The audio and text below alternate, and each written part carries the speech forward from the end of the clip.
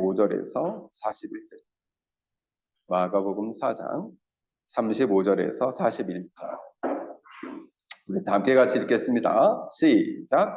그날 저물 때에 제자들에게 이르시되 우리가 저편으로 건너가자 하시니 그들이 무리를 따라 예수를 배에 계신 그대로 모시고 가매 다른 배들도 함께 하더니 큰 광풍이 일어나며 물결이 배에 부딪혀 들어와 배에 가득하게 되었더라. 예수께서는 고물에서 베개를 베고 주무시더니 제자들이 깨우며 이르되 선생님이여 우리가 죽게 된 것을 돌보지 아니하시나이까 하니 예수께서 깨어 바람을 꾸짖으시며 바다더러 이르시되 잠잠하라 고요하라 하시니 바람이 그치고 아주 잔잔하여 지더라. 이에 제자들에게 이르시되 어찌하여 이렇게 무서워하느냐 너희가 어찌 믿음이 없느냐 하시니 그들이 심히 두려워하여 서로 말하되 그가 누구이기에 바람과 바다도 순종하는가 하였더라. 아멘. 기도하겠습니다. 하나님, 이 시간 저희들의 말씀을 듣겠습니다. 우리 5살, 6살 우리 어린 생명에서부터 장년에 이르기까지 이 진리 말씀이 심겨지고 깨달아지고 그 말씀에 순종하는 이 시간, 복된 이 시간 되게 하여 주옵시고 우리 영혼 안에 놀라운 영적인 변화와 부흥을 허락하여 주시옵소서. 설교자를 성령의 장중에 붙으시길 비오며 예수님의 이름으로 기도하옵나이다. 아멘. 오늘 말씀의 제목은 인생 질문 시리즈 19번째 인생의 풍랑을 만났을 때 어떻게 할까요? 라는 주제를 가지고 말씀을 전하겠습니다. 인생의 풍랑을 만났을 때 어떻게 할까요? 저도 배를 타고 페리오를 타고 여행을 해본 적이 있습니다. 영화에서 나오는 것처럼 거창한 페리오를 탄 것은 아니고 우리 처갓집 식구들하고 안식년이었던가 안식년 때 한 달인가 쉴 때인가 그랬는지 어쨌든 여름 방학 때였어요. 그래서 여수에서 제주도까지 가는 페리오가 있는데 그 페리오는 차도 싣고 그리고 위에는 이제 사람도 타고 이렇게 해가지고 제주도까지 갑니다. 근데 그때는 파도가 한 3, 4m 정도 친다고 이제 일기예보가 있었는데 페리오가 꽤 크거든요, 배가. 근데도 이 페리오가 빠르게 가는데 이 파도가 치는데 이 페리오의 앞에 있는 그 유리까지 파도가 치는 거예요. 그래서 제가 저는 바다를 참 좋아하는 사람인데 그래서 제가 하나님께 기도했어요. 하나님 저 바닷가에서 목회하게 해주십시오. 이렇게 기도해가지고 제가 이 태평양에 왔거든요. 근데 그 바다를 내가 엄청 좋아하는데 바다가 참 무섭기도 하구나라는 것을 그때 처음 경험했습니다. 아, 바다가 참 무섭구나. 보통 많은 사람들은 인생을 배를 타고 가는 항해하는 것과 같다. 배를 타고 이렇게 인생을 여행하는 것과 같다라고 보통 비유를 합니다. 그래서 우리는 우리 인생의 배를 타고 갈 때 누구를 모시고 가면 가장 안전할까? 누구를 모시고 가면 가장 안전할까요? 자, 우리 다윗이 예수님을 모시고 가면 가장 안전하겠죠. 그래서 오늘 예수님을 모시고 가면 가장 안전함에도 불구하고 우리 제자들은 예수님을 배에 모시고 가면서도 매우 불안해하면서 두려워 떠는 모습을 보게 됩니다.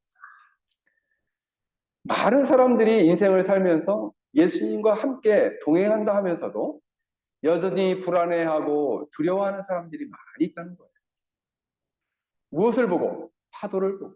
무엇을 보고? 바람과 풍랑을 보고. 오늘 말씀을 통해서 우리는 인생의 여정을 통해서 원치 않는 바람과 높은 파도가 밀려올 때 우리는 어떻게 신앙생활을 하며 어떠한 인생을 살아가야 할지를 오늘 말씀을 통해서 살펴보고자 합니다. 예수님께서는 놀라운 기적을 일으키셨어요. 병든 자를 고치고 귀신을 내어쫓고 그리고 사람들이 상상할 수 없는 그런 죽은 자를 살리는 놀라운 역사를 일으킵니다. 이런 기적들을 일으킨 가운데에 많은 사람들이 몰려왔어요. 그래서 예수님은 잠시 그들을 피하여 조용한 곳에 쉬고자 하셨습니다. 그래서 갈릴리 저 바다, 갈릴리는 큰 호수인데 사람들이 워낙 큰 호수다 보니까 바다라고 불렀어요. 그래서 그 갈릴리 바다 저 저편에 건너가자 하셨는데 페리오처럼 큰 배를 타신 게 아니라 고깃배기는 한데 조금 큰 배, 그래서 열댓 명 정도 탈 수 있는 큰 배를 타고 건너게 되셨습니다. 근데 오늘 본문을 보면은 그 배를 타고 건너는데 배가 잘 가다가 갑자기 큰 광풍이라는 것은 미친 바람이라는 뜻이에요. 큰 미친 바람처럼 큰 바람이 불고 그리고 파도가 치고 그래서 큰 어려움을 당하게 되었다라는 것입니다. 여러분 마태복음 8장에 보면은 큰 놀이 일어났다. 어려운 말로는 큰 놀이라 그래요. 근데 마가복음 이 4장에서는 큰 광풍이 불었다. 근데 이제 당시에 이 갈릴리 바다는 해변은 이 지중해보다 200m 이상 들어가 있어요. 그러니까 푹 들어간 움푹 패인 곳이죠. 근데 그 위쪽에 저 이쪽에 헬몬산이 있는데 그 헬몬산에서 바람이 이 갈릴리 바다에 있는 골짜기로 바람이 불면은 골짜기가 이렇게 깊으니까 바람이 강하게 그 골짜기로 들어올 때는 무슨 거예요? 제가 사는 이 미라가 이렇게 그 아파트 사이에 골목 사이에 이렇게 있잖아요. 또 그 사이가 이렇게 있거든요. 그 사이로 바람이 엄청 세게 불니다. 그 통로로. 왜? 이거 비어 있기 때문에. 마찬가지로 이 갈릴리 바다가 그랬다는 거예요. 그래서 마치 사도행전에 나오는 유리 굴라라는 큰 광풍이 있었죠. 일명 이것을 돌개바람이라고 하는데 강력하게 바람이 이렇게 확 불어와서 갑자기 이 배가 뒤집어질 것 같은 그런 큰 바람이 불어왔다는 것입니다. 그래서 이것을 풍랑이라고 해요. 바람과 파도를 합쳐서 풍랑이라고 표현해요. 자, 물어볼게요. 풍랑이 뭐라고요? 무엇과 무엇을 합쳤어요? 우리 시우. 풍랑이 무엇과 무엇을 합쳤어? 바람과? 그렇지. 바람과 파도. 이것을 풍랑이라고 합니다. 그렇다면 오늘 본문에 나오는 풍랑은 무엇을 의미할까요? 이 풍랑은 인간이 스스로 어찌할 수 없는, 그리하여 자신도 모르게 닥쳐온 재난, 환란, 어려움, 고난들을 말할 수 있습니다. 우리 인생에서 인간이 어찌할 수 없는 그런 큰 재난, 환란, 고난, 어려움이 인생의 풍랑이다. 이렇게 말씀드릴 수 있습니다. 우리 한국의 역사를 보면은 한국도 역사 안에 큰 풍랑이 있었죠. 일본 사람들이 쳐들어와가지고 36년 동안 많은 사람들을 강제 징역을 시키고, 강제 징역이라는 것은 노예로 부리는 거예요. 노예. 한국 사람들을, 어마어마한 한국 사람들을 끌고 가서 노예로 부리고, 그리고 또 성을 착취하고, 그리고 심지어는 젊은 사람들을 전쟁터에 내보내서 죽게 만들었어요. 그래서 돌아보면 일본 사람들이 참 나쁜 사람들이에요. 왜냐하면 지금도 그걸 회개하지 않고, 지금은 핵 폐기수를, 핵 폐기물을 바다에 뿌려가지고, 그죠? 많은 사람들에게 고통을 주는. 그 일본을 위해서 우리가 기도를 많이 해야 돼요. 그 사람들을 미워하자 이런 게 아니에요. 뿐만 아니라 1950년도에는 한국에 전쟁이 일어났죠. 중국과 소련이 북한을 도와서 한국을 쳐들어왔어요. 그래서 그때 당시에 수백만 명이 죽었어요. 수백만 명이 죽었어요. 지금도 북한은 핵폭탄을 만들어가지고 언제든지 우리가 전술 핵폭탄을 쏘겠다. 우리는 잠수하면서도 쏘겠다. 우리는 탄도미사일을 만들어서 핵폭탄을 붙여가지고 대한민국에 쏘겠다. 이러면서 협박을 하고 있죠. 그래서 역사 안에 보면은 이처럼 큰 전쟁과, 그리고 나라가 어떤 나라에 점령당해서 다스림을, 또 한국은 그러다 보니까 전쟁이 일어나니까 어떻게 됩니까? 가진 게 없어요. 그래서 50년대, 60년대에는 굶어 죽는 사람이 많았습니다. 굶어 죽는 사람들이. 우리 친구들 한번 손들어 볼까? 나 요즘 배가 고파서 굶어 죽겠다 하는 친구 손들어. 두 사람 있어. 알았어. 손 내려. 그래, 알았어. 많이 먹어. 그래. 엄마가 많이 주는데도 이렇게 굶어 죽겠어? 그래. 근데 그 당시에는 먹을 게 없어가지고 많은 사람들이 이 굶어 죽는 그 굶주림과 기근에 시달렸어요. 성경에도 보면은 원치 않는 인생의 풍랑을 만난 사람이 있어요. 대표적인 사람이 누구냐면 욥이에요. 욥은 뜻하지 않게 하루아침에 자기 자녀들이 10명이 죽었어요. 하루아침에 아내가 자신을 욕하고 도망갔어요. 전 재산이 하루아침에 다 날아가 버렸어요. 그리고 건강했던 자기 몸에 악한 종기가 나서 너무 가려워서 긁지 않으면 견딜 수 없는 그러한 병에 걸리게 되었다. 그래서 모든 것을 잃어버리고 인생일 때에 소중한 모든 것을 잃어버리는 큰 풍랑을 만나게 되었다라는 것입니다. 여러분, 우리 인생에서 이처럼 원치 않는 질병이나 그리고 원치 않는 암에 걸려서 아무런 희망이 없고 죽음을 기다리는 사람도 있습니다. 또 어떤 사람은 직장을 실직하거나 그리고 사업에 어려움을 겪어서 큰 풍랑 가운데 있기도 합니다. 그래서 그 사람들은 가정의 안정과 경제적인 안정을 소원하며 그리고 바라고 있는 것이죠. 그리고 우크라이나 같은 나라는 지금도 전쟁이 일어나서 우크라이나 나라에서 전쟁이 일어나서 그 우크라이나 나라에 쳐들어온 러시아 병들만 죽은 사람이 23만 명이라고. 23만 명. 물론 우크라이나 사람들도 근데 그 정도 죽었지 않았겠어요? 근데 젊은 친구들이 젊은 남자 사람들이 청년들이 이처럼 수십만 명이 전쟁이 일어나서 지금도 고통하고 계속 오늘도 싸우고 있을 거예요. 이런 것들이 다 무엇인가? 전쟁, 기근, 가난, 그리고 이러한 질병, 그리고 경제적인 어려움, 이 모든 것이 바로 인생의 풍랑이다라고 말할 수 있습니다.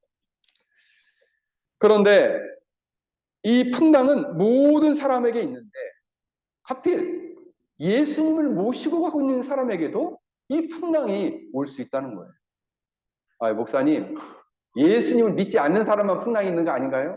난 예수님을 모시고 예수님과 함께 사는데 저에게도 이런 풍랑이 있을 수 있단 말입니까? 네, 있을 수 있습니다. 오늘 예수님께서 제자들에게 저 건너편으로 건너가자 그랬어요. 그래서 이 예수님의 제자들은 예수님을 모시고 그 건너편으로 함께 건너갔습니다. 그런데 갑자기 원치 않는 광풍이 불고 이 파도가 쳐서 배에 물이 가득하게 되었다 그랬습니다. 여러분, 배에 물이 이렇게 조금 들어왔습니다. 이게 아니에요. 물이 하도 넘어가지고 이제는 이 물을 하도 퍼내도 이 배에 거의 물이 가득 차가지고 가라앉게 되었단 말이에요. 얼마나 위험한 순간입니까? 불교에서는 사람들에게 이처럼 인생의 풍랑이 오는 원인을 불교에서는 인과응보라고 해서 자신의 지난 과거의 어떤 원인 때문에 업보로서 원인이 제공돼서 현재적으로 고난을 당한다 이렇게 생각합니다. 그래서 이 고난을 묵묵히 잘 감당해내면 훗날 자신이 죽고 환생할 때에 다시 태어나면 좋은 결과로서 좋은 조건에 태어나게 된다. 이렇게 말하는 게 불교가 가지고 있는 교리입니다. 불신자들은 이것은 그냥 팔자다, 운명이다, 숙명이다. 고난이 온 것은 내 팔자기가 사나워서 그런 것이다. 이렇게 생각하기도 합니다. 그래서 자기 인생을 자포자기하는 것이죠. 그럼 기독교에서는 이런 인생의 풍랑이 왜 온다고 보느냐? 기독교의 대답은 이 인생의 풍랑이 왜 옵니까? 따라서 하겠습니다. 인생의 풍랑은 하나님의 뜻이다. 목사님, 뭔 그런 하나님의 뜻이 다 있습니까? 인생이 이처럼 고난이 와서 힘들고 고통스러운데 그게 하나님의 뜻이라고요? 여러분, 믿음의 사람들은 자신이 당하는 고통과 이 고난의 풍랑 속에서 어떠한 하나님의 뜻이 있는가를 살피고 거기서 해결의 실마리를 찾고 적극적으로 도전하며 이 문제를 해결하기 위해서 하나님께 간절히 나아가 간구하며 기도한다는 거예요.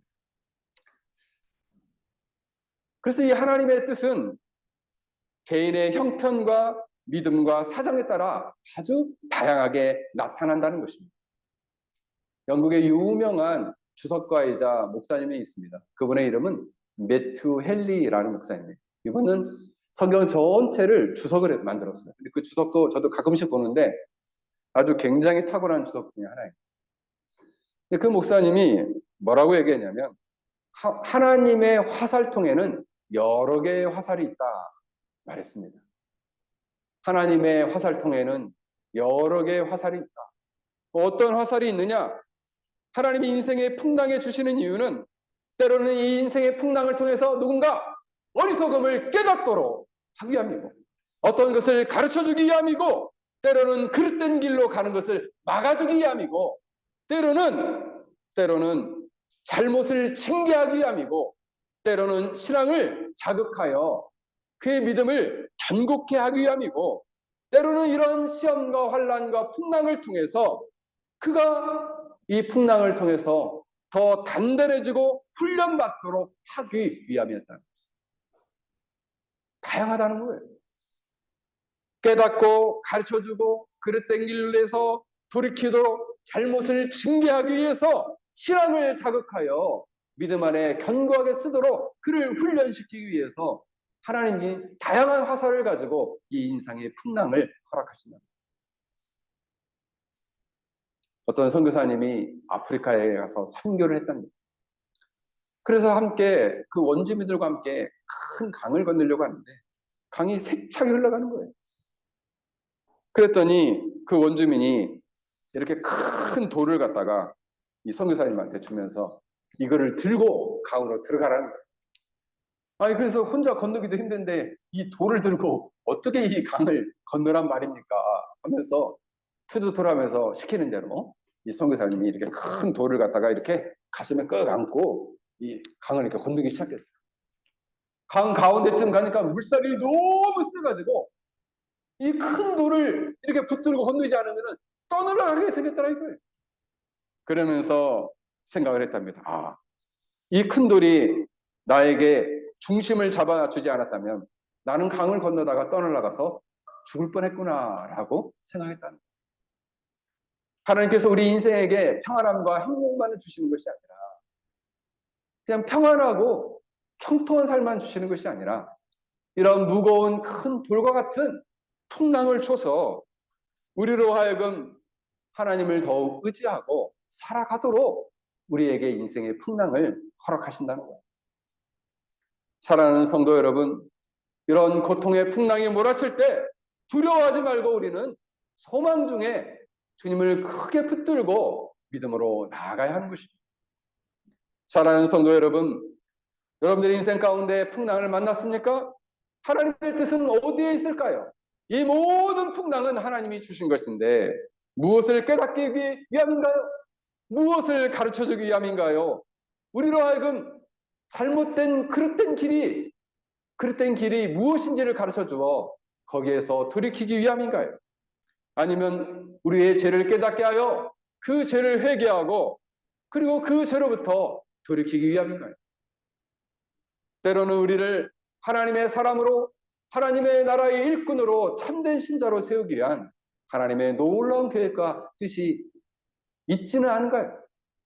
사랑하는 성도 여러분, 인생의 풍랑의 시기에 하나님의 선명한 뜻을 깨닫고 여러분 자신과 또 여러분의 가족과 그리고 여러분 주위에 있는 많은 사람들로 하여금 이런 하나님의 뜻을 깨달아 주님을 의지하며 나아갈 수 있길 주 이름으로 간절히 축원합니다.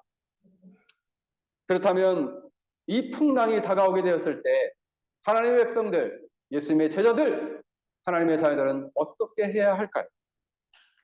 오늘 본문을 보면은 그들이 무리를 떠나 예수님을 배에 계신 그대로 모시고 가매 다른 배들도 함께 하더니 큰 강풍이 일어나며 물결이 배에 부딪혀 들어와 배에 가득하게 되었다.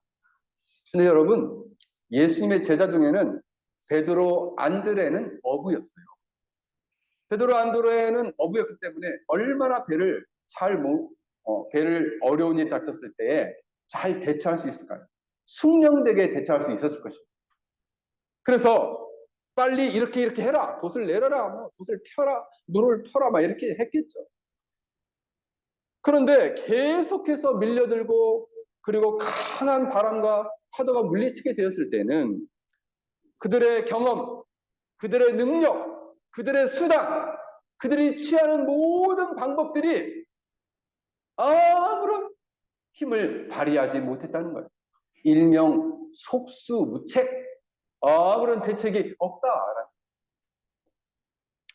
여러분, 하나님이 주시는 인생의 풍랑은 인간 스스로 어찌할 수 없는 풍랑이에요.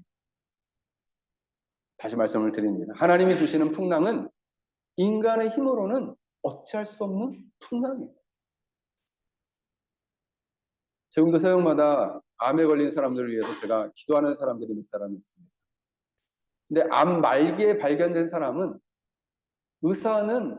병원에 가면 의사는 뭐라고 얘기하냐면 그냥 진통제를 주는 거 외에는 할 게 없다고 얘기해요. 그럼 그 사람은 어떻게 해야 되느냐? 그 사람에게 필요한 사람은 누굴까요? 저 같은 목사가 필요합니다. 네. 예수님의 복음을 전해줄 사람이 필요해요. 예수님의 복음을 전할 하나님의 백성들이 필요해요. 그런 사람에게. 그때 비로소 그 사람에게 희망이 될 수 있어요. 이번에 저희 큰형님의 아들이 어릴 적에 100일 지날 때 열이 확 올랐어요. 우리 큰형님의 아들이.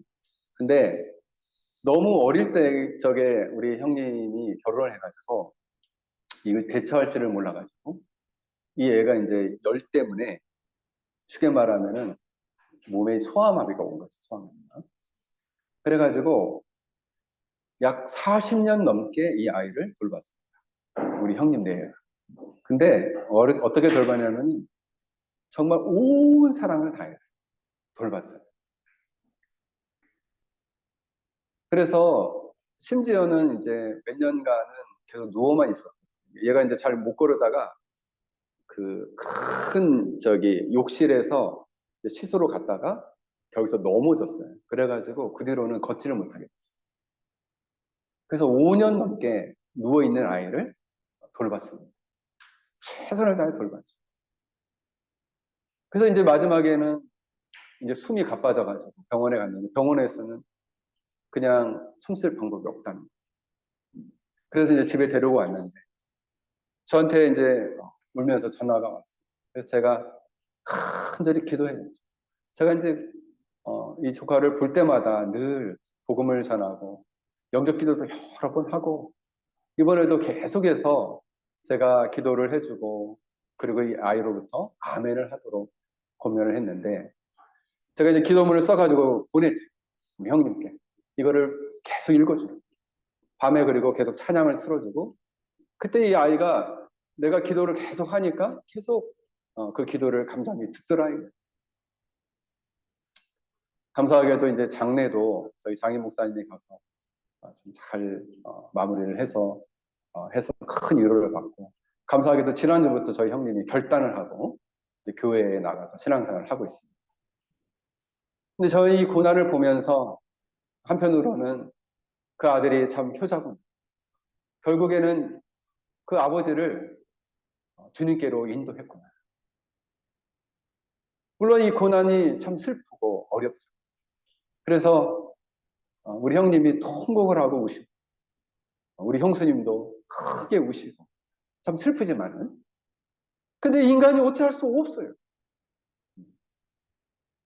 그래도 감사한 것은 이걸 통해서 하나님께서 그 가정을 구원하는 단초가 되게 하셨다. 이게 너무 참 감사하다는 생각이 듭니다. 사랑하는 성도 여러분, 이렇게 광풍이 불게 됐어요. 오늘 본문에도 보면은 제자들은 어찌할 수 없으니까 제자들이 스스로 어찌할 수 없는 이 인생의 풍랑에서 딱 마태복음 보면은 딱 두 마디를 합니다. 주여 구원하소서 우리가 죽게 됐나이다. 오늘 본문에는 선생님이여 우리가 죽게 된 것을 왜 돌아보지 아니하십니까? 마태복음에서는 딱 두 마디예요. 주여 구원하소서 우리가 죽게 됐나이다. 자, 따라서 해보겠습니다. 주여 구원하소서 우리가 죽게 됐나이다. 여러분 인생의 풍랑을 맞이하게 되었을 때 사람들은 보통 두 가지로 반응합니다.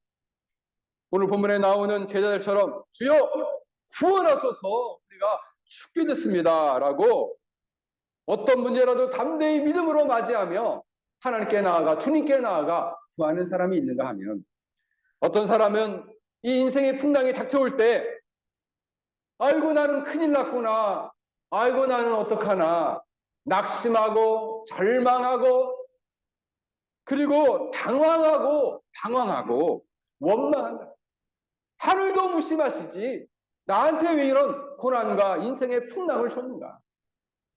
주위 사람들을 원망해. 다 당신 때문에, 다 너 때문이야 하면서 주위 사람을 원망합니다.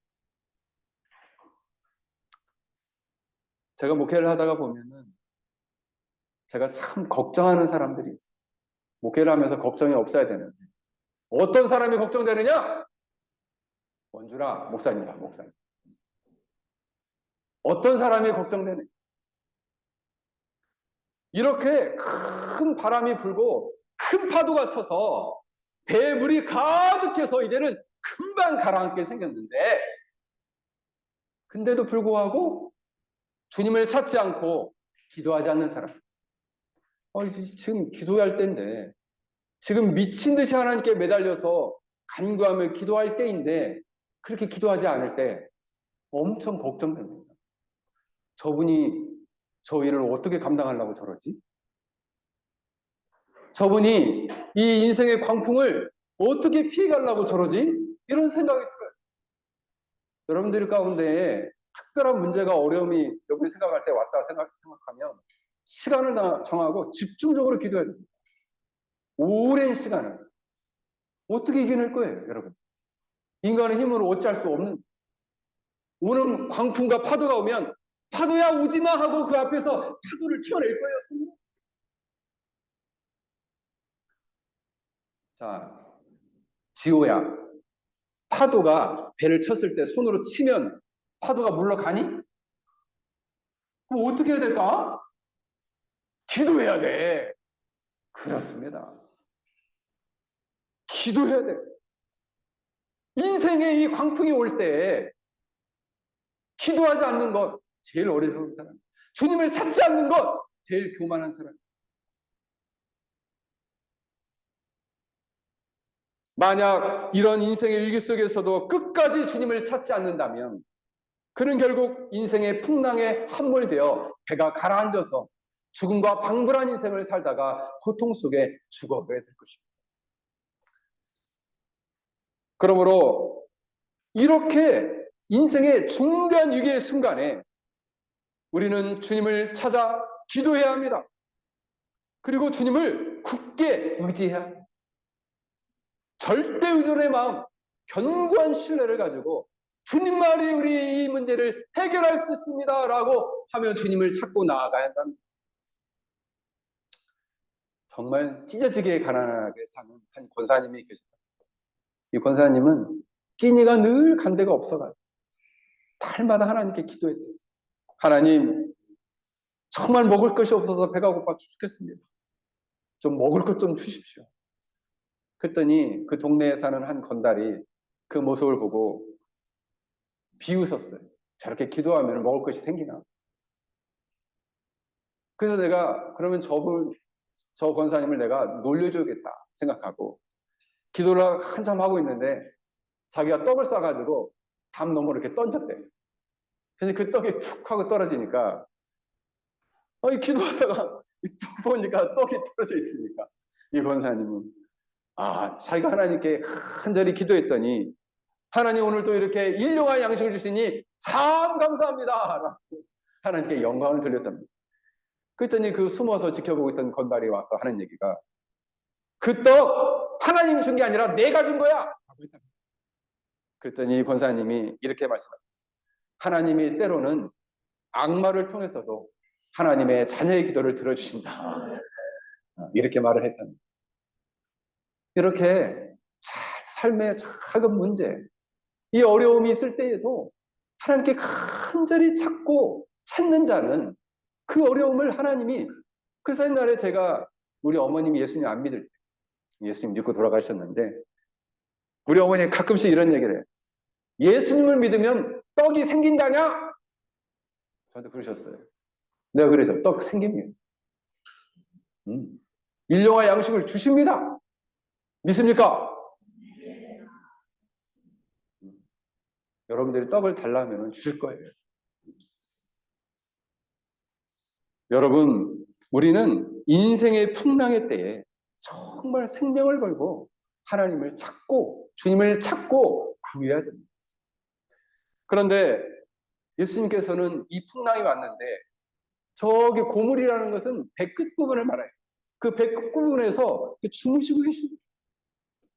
그래서 학자들은 왜 예수님이 저렇게 주무시고 계시냐? 하나님의 아들인데 피곤하신 거냐? 그렇습니다. 참 하나님이셨는데도 인간이 되셨기 때문에 쉴 새 없이 참 인간으로서 바쁜 하루를 사셨기에 피곤하셔서 고물을 베개처럼 베고 누워 계셨다. 그때 예수님은 이 제자들의 소리를 들으시고 깨서 바람을 꾸짖으며 바다더러 이렇게 말씀하십니다. 잠잠하라 고요하라. 잠잠하라 고요하라. 바람이 그치고 파도는 잔잔해졌더라. 잠잠하라 고요하라. 잠잠하라는 파도한테 잠잠하라. 고요하라는 바람한테 면하라. 꾸짖었다 그랬습니다. 꾸짖었다. 아니 바람과 파도가 사람도 아니고 왜 예수님은 꾸짖으셨대요? 여기서 꾸짖었다라는 말은 예수님께서 개인적인 감정을 못 이겨가지고 막 성질에 나가지고 성질을 내셨다 이런 의미가 아니에요. 꾸짖었다라는 말은 예수님께서 하나님께서 자신에게 맡겨진 효과적인 사명을 감당하기 위해서 행하시는 권능의 사역을 말씀하십니다. 권위 있는 사역을 드러내시는 것을 꾸짖었다. 그래서 세상에 많은 사람들은 바다를 달래기 위해서, 바닷가의 사람들은 종교심이 많거든요. 그래서 바다를 달래기 위해서 그 앞에 가서 돼지 머리를 올려놓고 제사를 드리면서 제발 이번에 우리가 고기를 잡으러 가는데 풍랑이 없고 만선에서 돌아올 수 있도록 해주십시오라고 바다를 달래는 거예요. 제발 우리에게 이 파도가 잔잔케 해달라고 바다를 막 달랩니다. 이방인들 우상 숭배하는 자들은 바다를 달래요. 그러나 예수님은요, 권위 있는 말씀으로 고요하고 잠잠하라 이렇게 명하신다는 거예요. 그랬더니 놀랍게 바람이 고요해지고 파도가 잔잔해졌다. 이것은 예수님께서 자연 세계를 향하여 절대적 권위를 가지고 계시고 온 천하 만물을 다스리시는 그리고 통치하시는 분이심을 보여줍니다. 그러므로 파도를 잔잔케 하시고 바람을 고요케 하시는 이 예수님의 놀라운 능력이 여러분의 인생의 풍랑을 단번에 해결할 수 있다. 믿으십니까? 아니 파도와 바람도 잔잔케 하시고 고요케 하시는데 왜 우리의 인생의 문제를 단번에 해결해 주지 않으시겠습니까? 그러므로 우리는 우리 인생의 풍랑을 해결해 줄 수 있는 예수님의 놀라운 능력을 믿음으로 신뢰해야 합니다. 그리고 그 놀라운 섭리를 믿음으로 바라봐야 합니다. 예수님께서 바람과 파도를 잔잔케 하시고 고요케 하신 다음에 또 한마디 하십니다. 예수께서 이르시되 어찌하여 무서워하느냐 믿음이 적은 자들아 하시고 곧 일어나 바람과 바다를 꾸짖으시니 아주 잔잔하게 되거늘. 여러분 두 가지를 이야기합니다. 어찌 무서워하느냐? 믿음이 적은 자들. 두려움과 믿음이 관계가 있다는 거예요. 두려움, 다시 말씀을 드립니다. 두려움과 믿음이 관계가 있다는 거예요. 믿음이 적어지면 두렵게 된다는 거예요. 믿음이 적은 자들은 두려움을 갖게 되고 초조하게 되고 안달하게 되고 안달복달하게 되고 방황하게 되고 그리고 그 풍랑 속에서 좌절하고 낙심하고 자포자기 한다는 거예요. 어떤 사람이 믿음이 없는 사람, 믿음이 없는 사람은 무엇을 보기 때문에 해요? 바람을 보고 파도를 보기 때문에 해요. 바람을 보고 파도를 보니까 너무 강하고 크고 큰 파도를 보니 믿음이 점점점 쪼그라들어요. 믿음은 쪼그라들고 파도는 더 크게 보인다. 그러나 믿음이 강해지고 믿음이 큰 믿음을 가지면 어떻게 될까요? 그 큰 파도마저도 작게 보이고 그리고 주님의 능력이 점점점 크게 느껴진다. 주님은 저 파도와 인생의 풍랑을 잔잔하고 고요케 할 수 있다라는 믿음이 점점점 커지면 어떻게 될까요? 두려움이 사라지고 두려움이 사라지고 주님을 굳게 의지하면 그 풍랑을 고요해지고 잔잔케 된다. 믿으십니까? 그러므로 사랑하는 성도 여러분, 여러분의 믿음이 쪼그라들지 않고 그리고 인생의 풍랑을 닥쳤을 때 두려워하지 않고 큰 믿음을 갖기 위해서는 어떻게 할까요? 믿음으로 예수 그리스도를 굳게 의지하고 믿음으로 예수님을 큰 믿음으로 바라봐야 합니다. 그때 예수님께서는 우리 인생의 풍랑에 있는 것을 아세요. 그리고 그 풍랑을 아시고 그 피할 길도 아시고 그 풍랑을 잔잔케 하실 수 있는 분이라는 사실을 여러분들은 굳게 믿기를 바랍니다. 믿지 못하면 두려움이 오니 요즘 유행하는 많은 병들이 있죠. 대인기피증, 공황장애, 우울증, 조울증. 왜? 두려움 때문에 생기는 병이죠. 두려움과 불안 때문에 생기는 병. 물론 이 병에 걸렸다고 해서 다 믿음이 없는 건 아니에요. 그냥 질병으로서 걸릴 수도 있습니다. 근데 주님은 이렇게 말씀하십니다. 이사야 41장 10절에 두려워 말라 내가 너와 함께 함이니라 놀라지 말라 나는 내 하나님이 됨이니 내가 너를 굳세게 하리라 참으로 너를 도와주리라 참으로 나의 의로운 오른손으로 너를 붙들리라. 여호수아 1장 9절에는 마음을 강하게 하고 담대히 하라 두려워 말고 놀라지 말라 내가 어디로 가든지 내 하나님 여호와 나 여호와가 너와 함께 합니다. 이 사실을 굳게 믿는 거예요. 주님이 함께 배를 타고 있는데 이 제자들은 두려워하고 있어요. 두려워 떨고 있어요. 이걸 보고 근데 여러분 보십시오. 예수님은 파도나 바람에 집중하고 있는 게 아니에요. 뭐에 집중하고 있느냐? 제자들의 믿음에 집중하고 있어요. 예수님의 관심은 온통 제자들의 믿음에 집중하고 있다는 거예요. 너는 믿음이 없다. 너는 왜 나를 신뢰하지 못하니? 인생의 풍랑이 왔을 때 나를 신뢰해야지. 나를 의지해야지. 어떤 어부가 두 아들을 내리고 고기를 잡으러 나갔어요. 그런데 고기를 너무 많이 잡아가지고 너무 기뻐가지고 오려고 하는데 갑자기 폭풍우가 몰아쳐가지고 어디로 떠나가겠어. 노를 저어서는 도저히 갈 수가 없었어. 그래서 방향을 잡을 수가 없는데 저 멀리 보니까 조그마한 불빛이 보여. 아, 저기가 육지구나 하고 저기를 향해서 힘껏 이 두 아들과 함께 노를 저어가지고 가봤다. 그래서 거기가 자기 마을이. 가보니까 그 마을에 불타는 집이 하나 있더라고요. 보니까 자기 집이 그렇게 불타고 있더라고요. 자기 아내는 거기서 울고불고 난리가 났는데 이 어부와 두 아들은 하나님을 향해서 감사의 기도를 드렸어요. 하나님 감사합니다. 우리 집이 이렇게 불타지 않았더라면 우리는 저 바다에서 죽었을 텐데 이 집을 불태워서라도 저희를 구원해 주시니 참 감사합니다. 라고 하나님께 기도를 드렸다는 거예요. 사랑하는 성도 여러분, 우리는 하나님의 섭리를 다 알 수 없습니다. 왜 인생에 이런 원치 않는 풍랑이 우리에게 닥쳤는지 알 수 없어요. 하지만 우리는 믿습니다.